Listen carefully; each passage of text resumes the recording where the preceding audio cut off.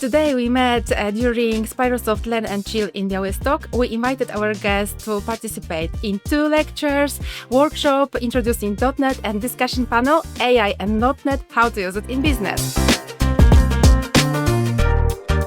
This is a great opportunity to share my knowledge and networking with other people. After the sessions, we had some nice, interesting discussion panel when we've been discussing real AI applications in business, but also more from technical perspective. We had a lot of engineers here, so there was a lot of technical discussion of how to implement AI in your daily work.